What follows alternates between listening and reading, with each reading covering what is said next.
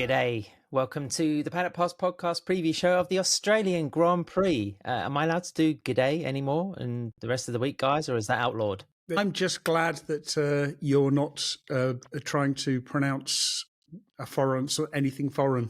Yeah, I'm probably getting g'day wrong somehow, Dave, so I might just knock it on the head. Anyway, it's good to be back on the show. What have I missed? Nothing. Well, no, nothing nothing really at all. happened in Indonesia. Yeah, No, it was a quiet weekend.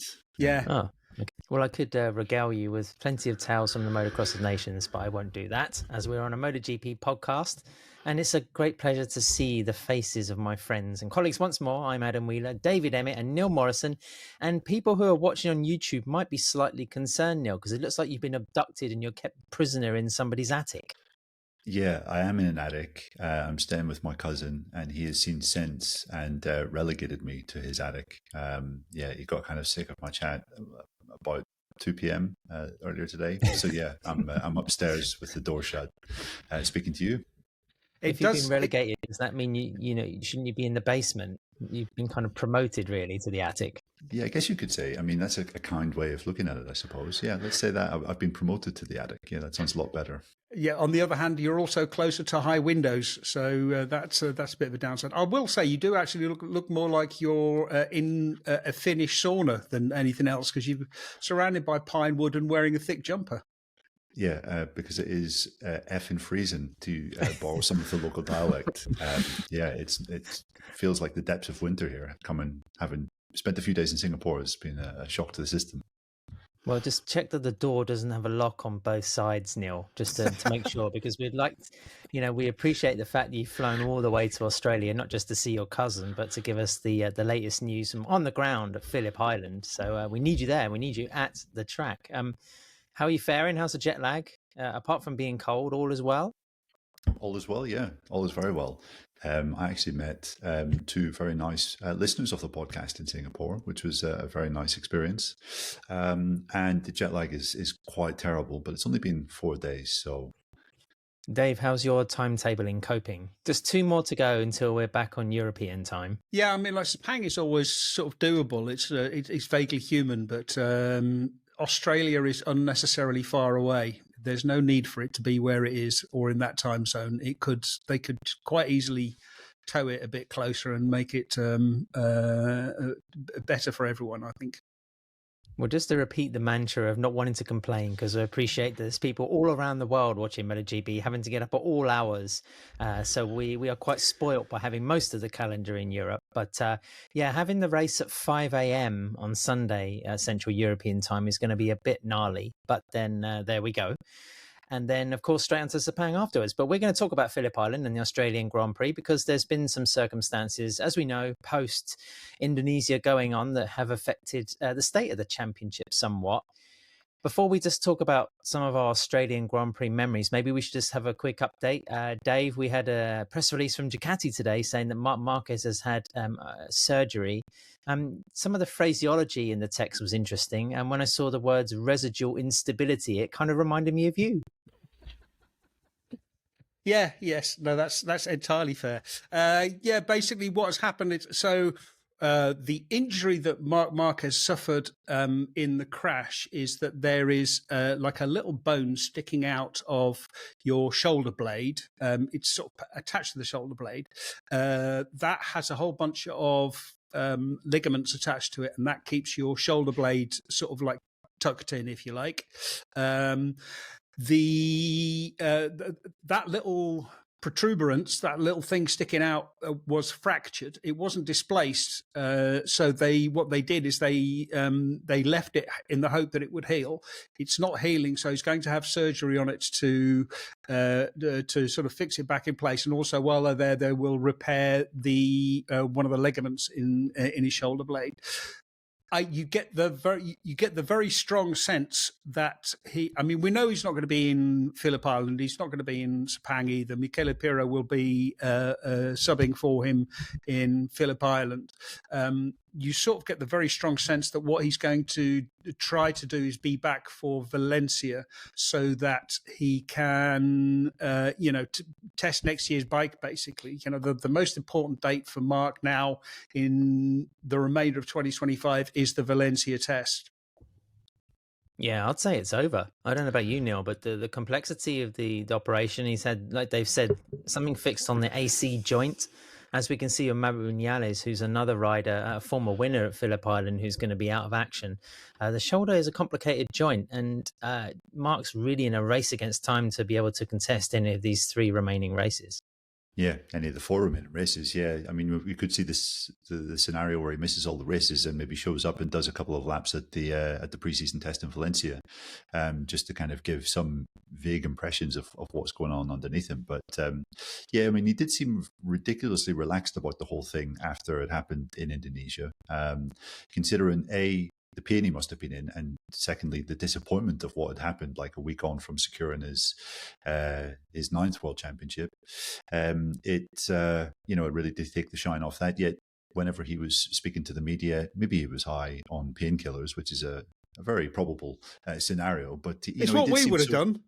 Yeah, he just seemed very relaxed about it, and his sort of social media posts as well have been very kind of downplaying it, but as we've discussed on the podcast before, you really do not want to mess around with shoulders, and with what Marc has gone through, you really can't see him doing any sort of unnecessary risk. So yeah, I would say at this particular moment in time, the odds of him appearing or racing again this year are, I would say, the odds of that happening are certainly higher than him actually racing.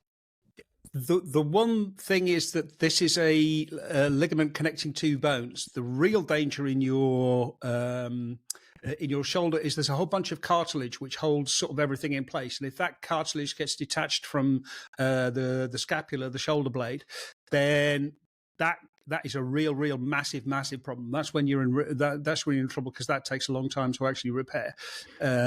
This is very, very serious, but I don't think it's obviously not career-ending serious, and I do think he will try to be back for Valencia, but it's not a given at all.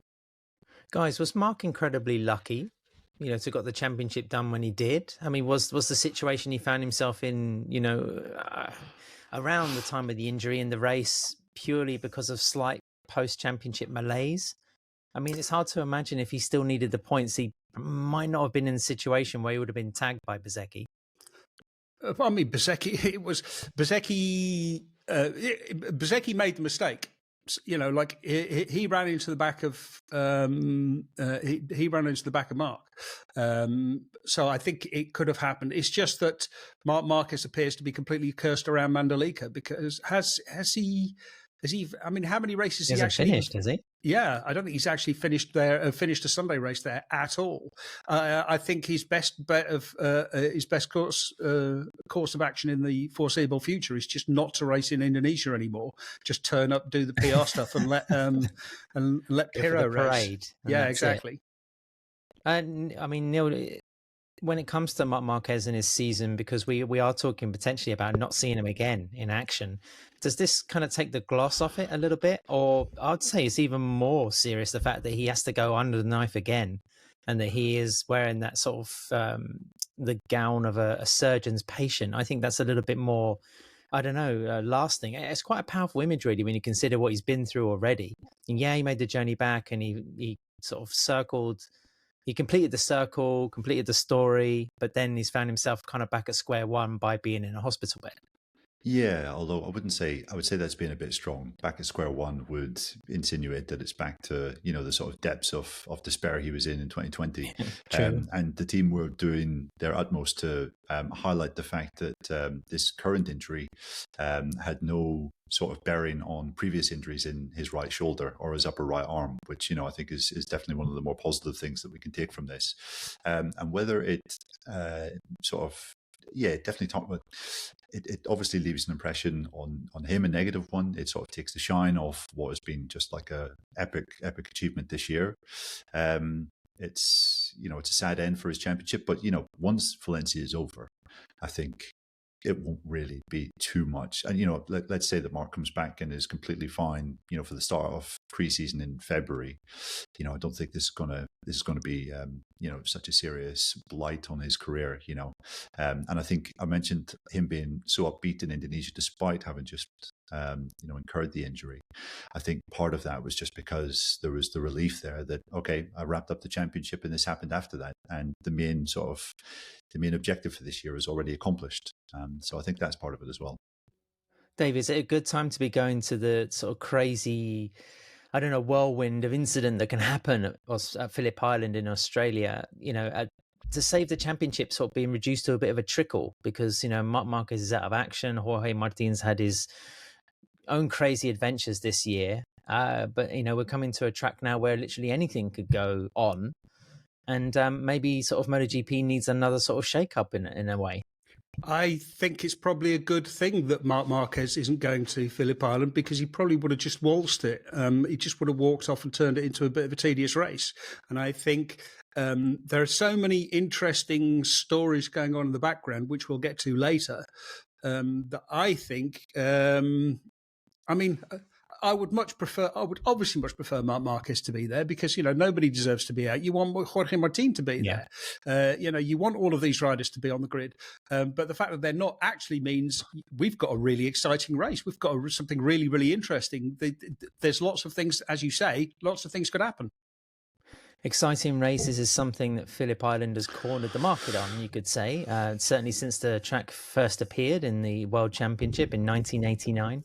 Any particular fond memories, just to sort of give this podcast an Australian flavour? For me, I think it is still the first one. And, people talk about the power of first impressions, and 89, Phillip Island, the Gardner effect, Kevin McGee, Christian Sarron, Wayne Rainey, the way that the TV crew actually kind of mounted the cameras, the angles they got, the depiction of speed at the circuit, and the fact that it's very, it's barely been changed since, I would say, which is not always the case for quite a few circuits over the period of sort of 30 plus years, speaks a lot for sort of the kind of spiritual essence of pace around Phillip Island. And that 89 race, I've talked about 1990 as well.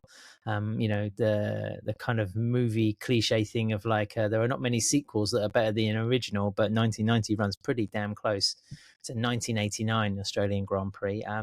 It just sort of lives with me. And that Duke marketing video, I'm sure I have it around somewhere. I don't have a VHS player anymore, but somehow I still have the VHS cassette in a box. And I don't know, sentimental value, I won't bin it. Even though it's completely useless, it might be worthy as a coffee cup sort of like holder. I'm not sure. We'll have to check that one out. Dave, you got any Australian Grand Prix memories? As we were preparing for this, I was just going through sort of like the results, and I'm thinking Phillip Island is the anti-Motegi. I remember in the Motegi preview pod, we were going, have there been any good races in Motegi? I can't really remember. And then you get to Phillip Island, you've got, have there been any bad races at Phillip Island? I can't really remember. I mean, like basically, pick a year and something amazing happened. It's just, I always go between the two. Is Phillip Island or Mugello the best, the best motorcycle racing circuit on earth? They're both absolutely fantastic. I wouldn't want to pick one, and I wouldn't want to lose either one from the calendar. But yeah, there's so many races. Obviously 2015 was a fantastic race. It was absolutely scintillating. Was it 22 when Alex Rins won? Again, fantastic race. Jorge Martin and his choice for the soft tyre where he nearly made it. That was, just absolutely superb. Absolutely superb stories. There's been 2013 when they'd resurfaced the track and Michelin had bought the tyre and the tyres were blistering because there was so much more grip there than they were expecting. And Marc Marquez's botched pit stop. There's just so many stories that I don't want to pick one because they're all good. Valentino Rossi 2003 showing how good he was, how much better he was. That was one of the most impressive displays of motorcycle race, riding a racing motorcycle that I've ever seen. All of these are just fantastic. What a list, Neil. And he still refuses to go. This is the Yeah, astonishing It's too thing. far away. They need to move it closer. Yeah, I was hoping Dave could regale us with some of his personal highlights of all those trips to Australia that he's made. And then I remembered that he hasn't been to the greatest MotoGP track on the calendar as a MotoGP journalist one time in his entire career. Dave, sort it out next year. Next year could be the year. I will go to Phillip Island when they put it in its rightful place at the start of the season with a week of testing beforehand, so I can actually spend some time in the country rather than just get on a plane, spend 72 hours in the country and then bugger off again. Yeah, well, it was funny that you mentioned 89 Ad because I was writing a preview for Australian Motorcycle News coming into this weekend, detailing what's going to happen this weekend potentially, and then also looking back at some of the great races. And as Dave said, there was just too many to look at, and I was actually rewatching parts of that 89 race, and you mentioned the four riders that were at the front, and that was the second race that Freddie Spencer was riding for Giacomo Agostini's Marlboro Yamaha squad when he had this crazy kind of comeback that no one foresaw, where he basically took over Eddie Lawson's spot. Eddie Lawson had gone to Honda, and it was a total disaster. Like, the move didn't work out. I think Spencer got fired midway through the year. But Phillip Island, he was actually catching that lead quartet, and I think with 3 laps to go, he was on course to catch them with like about a lap to go, and he basically got a bit impatient and tucked the front, I think somewhere just before Lucky Heights. Siberia. Was it Yeah, it might have been Siberia. Yeah. And so you could argue that race was actually the last great sort of showing we saw from Freddie in Grand Prix racing, which is, memorable in itself. But my favorite memory was probably 2022. That race, I think Dave mentioned Alex Rins, his penultimate victory on the Suzuki. I think it still sits pretty well in the record books. It's the third closest top 3 that we've ever had in MotoGP. It's the second closest top 10, just 6 seconds covered the top 10 riders at the end of that race. I think there was 10 riders fighting for victory at one point. And on the final lap, we had Marc, Rins, and 4 other Ducatis. You had all this drama with Pecco Bagnaia, Fabio Quartararo in the title race. Quartararo crashed out. Alex Marquez obviously took out Jack Miller at Miller's Corner, which had just been named that, I think, 3 days before. And yeah, at the time, I remember it being still quite this like novelty thing that 4 Ducatis were at the front fighting for a victory. And Alessio Spargaro said afterwards, he was like, this is crazy, like just how strong that bike is. And little did we know at the time that was just going to become so commonplace in MotoGP in 2023, 2024, maybe less so this year. So in some respects, that was sort of a new dawn of like the kind of incoming Ducati domination. And it was just like an amazing race with a brilliant last lap. Alex Rins as well on that Suzuki. Yeah, it was thrilling. So I think 22 stands out above everything else to me. Yeah, 0.8 of a second covering the top 7 riders in the Premier class. It was like a Moto3 race. Confusing for you, Dave. I know, confusing, but astonishing nonetheless. A good race. And it's actually, I was looking it up, and I think it's Alex Rins and Brad Binder are the only current riders on the MotoGP grid with wins there. Pol Espargaró as well. He's obviously stepping in to replace Maverick Viñales for the next 2 Grand Prix. And, well, it's only those guys. But Alex Rins is the only one with a MotoGP victory. Binder took 3 wins, 2 in Moto2 and 1 in Moto3. The South African's pretty good around Phillip Island, although the KTM's top result is P4. So it will be fascinating to see what the likes of Enea Bastianini, who, has been known to preserve his tyres pretty well and be quite good on fast corners. A shame we don't have Maverick Viñales, but Pedro Acosta as well. Memory, Neil, how did Acosta get on last year? I can't remember what he did on the gas. He crashed out of the sprint, injured himself, and then didn't race on Sunday. So yeah, he hasn't had a brilliant record at Phillip Island, as Pedro. Yeah, interesting, because it's really sort of a rider's track, isn't it? So it's PI, lot to look forward to, certainly. What else are we going to discuss on this show? We were moving. Well, first of all, I should remind everybody that we are backed by Renthal.com. And Dave, your demeanor is looking a little bit sad. I can tell you haven't been riding your motorbike much of late. And I can recommend maybe getting some Renthal grips, bars, maybe change the chain wheel. If you're interested for your BMW, then head to Renthal.com and then you can use the Fit My Bike tool to find exactly what accessory you need for that lovely red GS. And Renthal.com will send it over to you. So maybe we need to cheer you up a bit. I have indeed not been riding, but I was intending to ride my motorbike over the weekend, but it didn't work out, which is very sad. It always makes me sad. Okay. Should we venture onto a few predictions? Is anybody feeling brave enough to mention what could happen this weekend, considering who we have left on the grid? I mean, are we going to see Fermin Aldeguer go make the double? It's tough to say. I mean, I was looking at the forecast before I did my trip, and it was looking very, very grim indeed down at Phillip Island. And bear in mind that the forecast may well have changed. We're recording this on the Monday before the race weekend, so it could well change by the time we get to Thursday. But at the moment, it says we've got a high of 16 degrees on Friday, so it's going to be pretty cold at certain points. There are going to be a few days where we're going to have high winds, but the forecast is now saying that it should be a bit warmer on Sunday, around 26 degrees. So hopefully we could get away with just one day. It seems like it's kind of written into the Australian Grand Prix contract that there has to be at least one day, which is either like cancelled or close to being cancelled because of high winds or excessive rain, or maybe some kind of oil spill. So hopefully we won't have that this year. But yeah, you previously mentioned it's really difficult to call. You look at last year's front row in MotoGP, Martin, Marc, Maverick, all of them are missing. Bezzecchi, I think, is an obvious candidate to be a favourite, but you have to imagine he's probably going to be facing a penalty. I think race direction and the FIM stewards, I should say, are waiting to speak to Bezzecchi before they actually give him a punishment to hear his side of the story. That's a procedure that they follow. So yeah, you have to imagine probably a double long lap penalty, considering, or maybe a long lap penalty, I don't know, but some kind of penalty I think will affect him. And then you're looking at like Alex Marquez. I mean, it should be good for Alex, but he's got a terrible record here. I think he's had just one podium in 7 Moto3 or Moto2 races, scored just 8 points in his 3 MotoGP appearances at the track. So historically, this hasn't been a favourable run for Alex, although it probably should be if you look at this year's form. And then you're starting to look at, riders that are by no means a given. You're the Joan Mirs of this world, maybe even the Fermin Aldeguers of this world. What about Johann Zarco? I mean, Zarco has won here, and the Honda is good.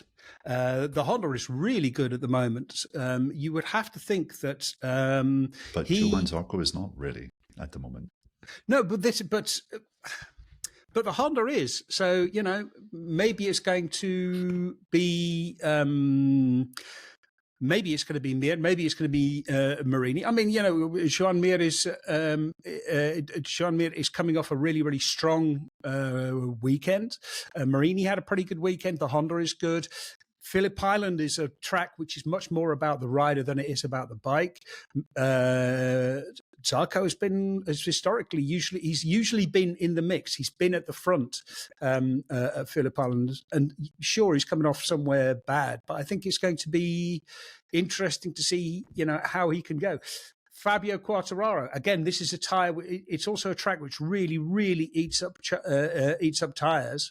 And all of the bikes are going to suffer exactly the same thing. So maybe we'll see Quartararo back at the front as well, because everyone is going to be battling, that left side of the tire, which is completely chewed up. So I think it's completely open. I think it is very interesting that none of us have mentioned Pecco Bagnaia, because Bagnaia has had such an utterly miserable. I mean, he's had a miserable time. And also, he's had a miserable, he's never been particularly strong at Phillip Island. He's never had a great deal of success. I'm much more... In fact, 3, sorry. Oh, podiums in each of the last 3 years. I take it back.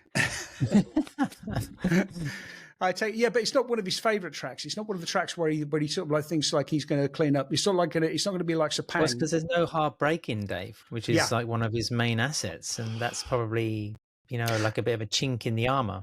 But again, like there's no hard braking, but it's been hard braking where he's been suffering. He's not been able to brake the way that he wanted to, he said.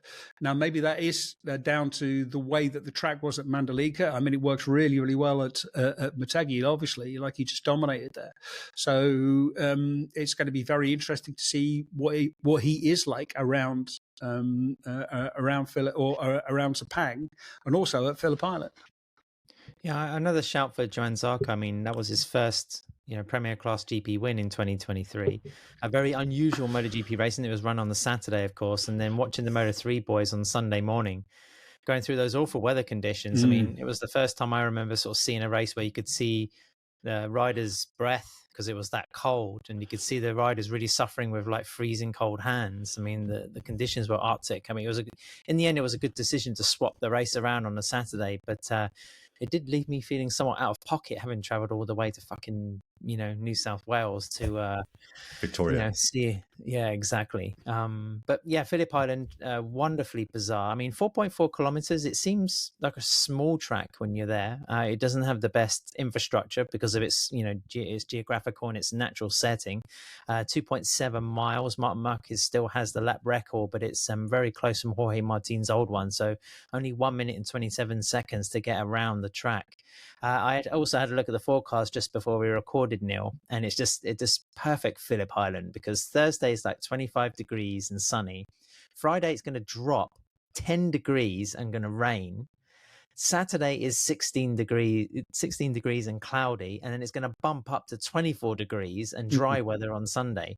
So good luck to all the crew chiefs out there trying to plan their strategy for all the sessions, because it's going to be a bit of a head fuck, I want to say. It's going to be quite typical. Put it that way. Just have all of the tyres ready all of the time. Yeah, and let's add some wildlife. I mean, we've had ducks, we've sort of had geese, various kind of aquatic animals, marine life. Throw that in there along with some wind and plenty of seagulls, and then we've got a lot to look forward to this weekend. Sharknado. Potentially. Right. I mean, what else can we discuss? I mean, do you think we could see the Moto2 championship taking a step closer to Manu Gonzalez's hands this weekend, or would there be some stiff resistance from Diogo Moreira, because he's picking up the right results again at the right time? Exactly. Yeah. It's, Manu Gonzalez really needs to, I was going to say pull his finger out. It's not really that he finds himself in this situation through anything of his own doing. He was obviously disqualified from the last race because of incorrect software that his team was using, which was automatic disqualification. The team held their hands up and said it was just an honest mistake that gave him no advantage whatsoever. But yeah, that's reduced the deficit the Diogo Moreira faces down to 9 points in the Moto2 Championship, and it's really, really difficult to know which way this goes. It also brings Aaron Canet back into the championship picture as well, and he very narrowly missed out on victory there last year. You wonder whether he could maybe throw a late something into the championship race after just being so far off form for about 2 or 3 months. It's really difficult to call. Like Moto2, pretty much the whole way through this year, it's been very, very unpredictable. 10 different winners, and I think this weekend again, it's hard to know how it'll play out. Which rookie do you think is going to do best there? I mean, is it going to be Alonso, Holgado that comes out on top? Colin Vaya. I didn't want to mention Colin. It's not my place. Fair enough. He's been outclassed by both Holgado and Alonso this year, but it's nice to see him actually being reasonably competitive. But I mean, you have to think that David Alonso is going to want something there. Right. Yeah. Rider wanting to get a result. Shocker, Dave. Well, I should write press releases. Exactly. But yeah, I think he's going to be a factor. I mean, Victor there last year, and really good on used tires. And we know this is obviously about kind of tire management comes into it in Moto2 as well. So yeah, I think it should be fun. It should be juicy. We had a great Moto2 race there last year. I think it should be the same thing here this year. Any hard opinions on Pecco Bagnaia's situation? I mean, do we think things are going to flip-flop again for the Italian, or are we kind of back in the mire? Any thoughts? Go on, Neil. Well, it's just so difficult to know, isn't it, Ad? I mean, to go from the highs of Motegi and domination, pole position, 2 victories, to just the depths of probably the season nadir, it is quite something, even for Pecco Bagnaia in 2025. Just so difficult to read. Hearing, lots of different kind of rumors about what is going on behind the scenes and the reasons for potentially why there was such a stark difference between, one weekend and the next. You do get the impression that patience is running out at Pecco's end, and you do get the impression that there is maybe just, from what he was saying, that there is just a bit of I don't want to say a chasm, but let's say relations behind the scenes probably aren't what they were in his more successful Ducati years. I think that's probably a diplomatic way of putting it. That's certainly the impression you get. Um, it's so difficult to know. I mean, it is funny that, you know, when we were discussing predictions, he wasn't one that jumped to the, you know, the top of our minds, despite him having, you know, 3 podiums here in the last 3 years. So it's you know, if they can somehow miraculously re-find that feeling that he had at Motegi, then yeah, he should be in the mix. But Motegi was a very stable weekend, wasn't it? I mean, the conditions were quite consistent, and there was no sort of variation from day to day. I think, you know, quite hot temperatures in each of the afternoons. There was no rain, and with the kind of conditions that you have at Phillip Island, and the fact that you just need to be confident with yourself, confident with your package and everything around you. You know, it is such a fast track, and if you're just lacking something, it really does get shown up around here. Yeah, I wouldn't, with any sort of conviction, back him going into this weekend. But, you know, he could surprise us. You know, he surprised us in Japan, and, you know, it wouldn't be the most outrageous thing if he surprised us again. Yeah. Do you agree with that, Dave? Also, the fact that Marc Marquez is not there. Yeah, I mean, I think Marc Marquez not being there takes a little bit of pressure off, which is going to help. But I think Neil is absolutely spot on when he talks about the role of confidence. You know, like, it is all about confidence. It's about, you know, especially at a place like, I mean, you're coming into turn one, you know, doing the best part of, 320, whatever it is. You're going very, very, very fast.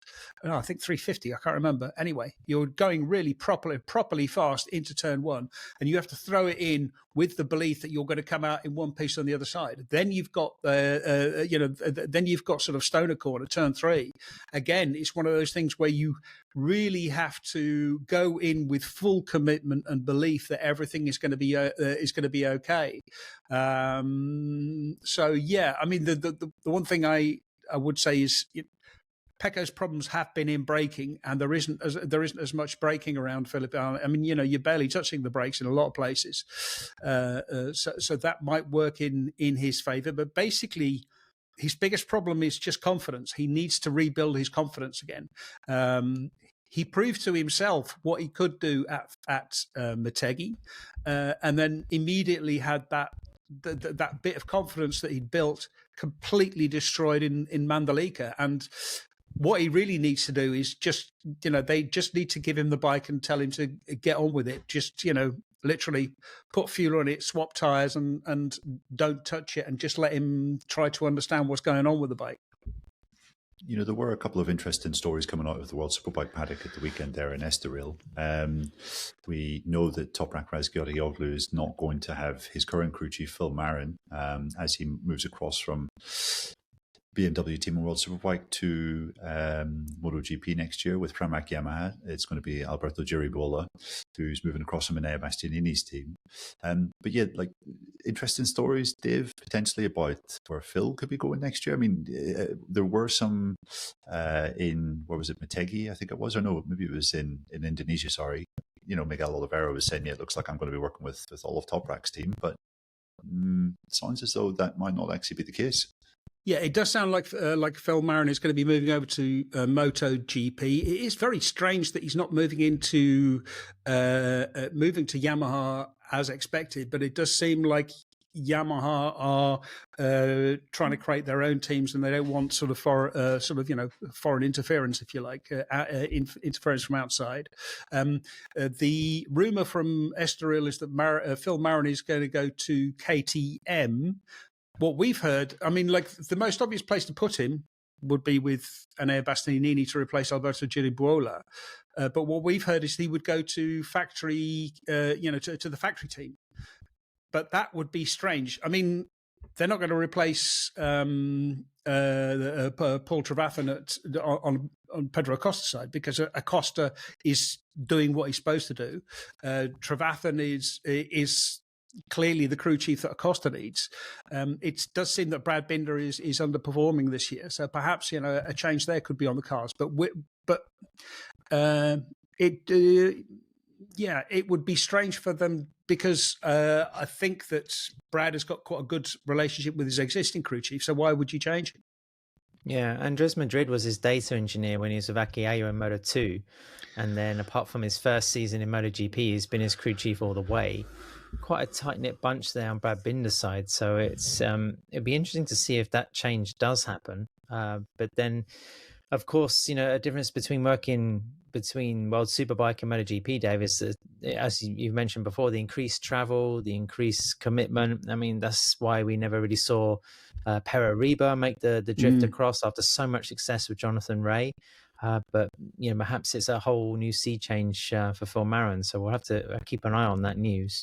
It's also it also allows me to launch a conspiracy theory that this is actually a ploy by KTM to lure Toprak Razgatlioglu to join them in 2027 to offer them to reunite him with Phil Marron, and this is how they're going to do it. It's like what Trackhouse did with Raul's Moto2 crew chief by signing him a year early and then being able to tempt Raul. See, I told the following year. Yeah. What's the space? What's the chairman of the Raul Fernandez fan club now, Dave? You should be able to get insights like this. I'm disappointed that Neil had to bring it up. Exactly. Actually, again, Phillip Island, just, again, we're talking about riders. Yeah, I wonder how, I do wonder how Raul Fernandez is going to do there, because the Aprilia has been very, very good around there. And you would have to say, if Marco Bezzecchi was not he's not going to get a long lap penalty, you would probably put him as the favourite to win. So you'd have to say, Raul Fernandez. If we're going to go with really idiotic, stupid, insane, based on completely irrational lack of reality predictions, I'm going to say not a single Ducati on the podium on Sunday. Breaking the streak. Breaking the streak. If there's a track where it's going to happen, it's Phillip Island, because of the way that the track is. And of course, they broke the Honda's record. I think it was 93 consecutive podiums in the 90s with the same manufacturer on the podium. From 1993, I think the last race in 93 up to 1999, Ducati broke that record in Indonesia. The 94th consecutive race they've had at least one bike on the MotoGP podium, going all the way back to Silverstone 2021. That was the last time there was no Ducati on a MotoGP podium. So yeah, I mean that's interesting, but I don't agree with you, Dave. I think there's going to be at least one there. Yeah, and if Dave was predicting Raul Fernandez to be up there and you're rolling your eyes at, I would understand you. But this was a man that's predicted Marc Marquez to be fighting with Somkhat Chantra at some point in Indonesia, and on Friday he was actually proved to be correct. Yes, what a weird world we live in. I would have to say that Honda did bounce back. If it was 93 when their streak was ended, look what happened next when they had that number back inside their stable. So 99, yes, 99 was when it was ended. Started in 93. Oh, it started in 93. Okay. Which is fun. Again, Honda started the career of 93 and ended the career of 99. So there you go. Listen, last subject before we wrap the show. As we were mentioning, sort of freaky or special things happening at Phillip Island next year. It's the last year of the Australian Grand Prix contract, apparently. So let's see if there's some sort of new deal announced between Dorna Sports / Liberty Media and Phillip Island. Maybe, Dave, just maybe we could get that date switch for the next phase of the contract of the Australian Grand Prix, and they slot it at the beginning of the year. Let's cross our fingers for that one. But 2026 will also be the 10 years since a British rider last won in the Premier Class in MotoGP, thanks to Cal Crutchlow. So what do we think of Australian riders at their home Grand Prix? Bit of a tenuous link, I know, but we have Joel Kelso and Jacob Ralston in Moto3, Senna Agius in Moto2, Jack Miller in the MotoGP class. Neil, you first. Which one of those guys do you think is more likely to get the better result of this edition of the Grand Prix? It's a good one. I mean, Kelso was on the podium 2 years ago in the Moto3 race. Aegis was on the Moto2 podium last year, so I think both of those guys, should be in the mixer for sure. Aegis has maybe had a bit of a rough patch of form in the last two. Kelso's been, I think, in the lead of the last three Moto3 races. So yeah, I think there's reason to be optimistic in both those occasions. Also, really surprised. I heard from the Ralston family after the Indonesian Grand Prix, and they told me that it looks like there's almost zero chance of Jacob being on the Moto3 grid next year, which I find completely perplexing. For him to be facing the exit after just two seasons with real serious injury at the start of this one, which is an explainer for lack of results in the first part of this season. I find that one pretty tricky to understand. And Jack Miller's obviously got a Premier Class podium here in 2019. So, I think the Aussies have definitely plenty of reason to come to the island and be fairly optimistic that they could at least shout someone on in each of the three classes.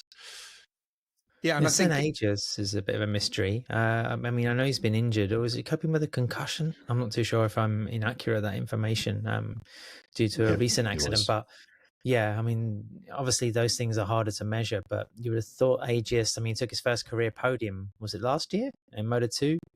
So you thought, he would have boosted his fan club numbers that day and would be a contender again for some glory. Sorry to cut across you there, Dave, but I fully agree on the Jacob Ralston situation. It seems a little unbelievable and very dispiriting for the youngster. You just hope that maybe he could reset and find a way through maybe Moto2, much in the same way that we saw Augusto Fernandez and maybe the guy who's going to win the Moto2 World Championship this year, the likes of Daniel Munoz as well, who's kind of doing well in the European Moto2 Championship. Of course, took that freaky podium in the Grand Prix de Catalunya. It's you don't have to be a David Alonso coming through Moto3 to make a career in Grand Prix racing. I think it's one of the biggest problems that we have right now is it's become more and more of a pay your way series through the lower classes. Now, it was always a little bit, but it's just becoming more and more expensive, and the teams don't have the financial resources. Also, having racing behind a paywall, it means that it's harder for Moto2 and Moto3 teams to find sponsors, and that makes it more difficult for them to pay riders. So they're having to, they're basically having to tell riders, if you want to race, you can come to race, and it's going to cost you $250,000 and somewhere between 200 and 500,000, and that's just the way it is, which I think is very sad, but just the way that the series is working now. And the more races we have, and the longer the calendar gets, the more expensive it gets for the teams, the more that they need money from riders rather than sponsors. Oh, again, also because they should be raising money from sponsors, but they're just useless at it. Okay. That's it. The Australian Grand Prix preview show almost done. Last call, predictions. Who's going to win? We kind of touched on it a little bit earlier. I want a name, Dave. I don't want 6. I just want 1. That's not fair. That's completely unfair.